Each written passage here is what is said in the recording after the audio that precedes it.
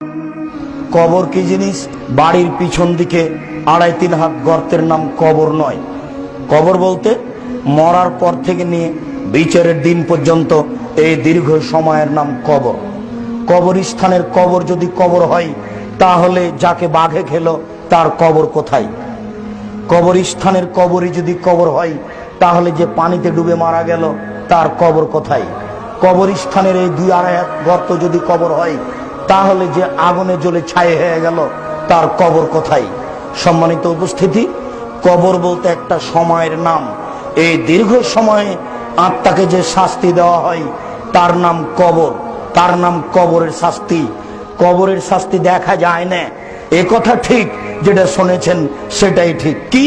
কবর দেওয়ার পরই ডান দিকের মাটি চাপ দেয়, বাম দিকের মাটি চাপ দেয়, তখন ডান দিকের হাড় বাম দিকে চলে যায়, বাম দিকের হাড় ডান দিকে চলে যায়, একবারে ভেঙে চুরে জমা লেগে যায়। তো 2 মাস 6 মাস 2 বছর পরে হাড় হাড্ডি কিছুই নেই, সব গলে নষ্ট হয়ে গেছে। তাহলে তার শাস্তি হচ্ছে কোথায়? হাড়ই তো নাই, তো ভেঙে যাবে কি? কবরের শাস্তি হচ্ছে স্বপ্নের মতো। আপনি এখানে বসে আছেন আর আপনার ছোট ভাই পাশে ঘুমিয়ে আছে, ও স্বপ্নে দেখছে একটা গমা সাপ তাকে দংশন করছে। তারপরে সে বাপরে মারে করে চিৎকার করে উঠেছে, ঘুম ভেঙে গেছে, বলছে গমা সাপ আমাকে দংশন করলো স্বপ্নে। আমি দেখলাম সাপটা প্রায় 3 হাত হবে, রং লাল টকটকে, ফানা উঠিয়ে আছে, আমাকে 3 বার দংশন করেছে। ও সব বলছে নগদ। আপনি বলেন তো আপনি দেখেছেন কিনা? ও তো সবই বলছে। এটাই হচ্ছে কবরের শাস্তি, যা দেখা যায় না আত্মার উপরে হয়। সম্মানিত উপস্থিতি, কবরের সময় কতটুকু? কয় হাজার বছর, কয় কোটি বছর? কবরের সময় হলো বাসর রাতের সমান। কবরের সময় হলো বাসর রাতের সমান।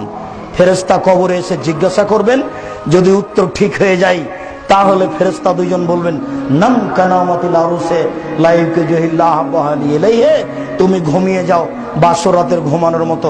যাকে কেউ জাগায় না তার অতীব প্রিয় মানুষ ছাড়া, যাকে কেউ জাগায় না তার স্ত্রী ছাড়া, তুমি ঘুমিয়ে যাও বাসর রাতের ঘুমার মতো। যাকে কেউ জাগায় না তার নিকটের মানুষ ছাড়া, তুমি ঘুমিয়ে যাও বাসর রাতের ঘুমানোর মতো।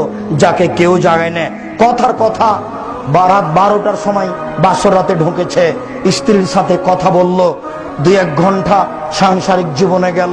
এইভাবে কথা বলতে বলতেই রাত কিছু পার হয়ে গেল, রাত 3টে বেজে গেছে, ঘুমালো। 5টায় আজান হয়ে গেছে, উঠলো। এবার বাসর রাতের সময় কয় ঘন্টা হলো? 2 ঘন্টা।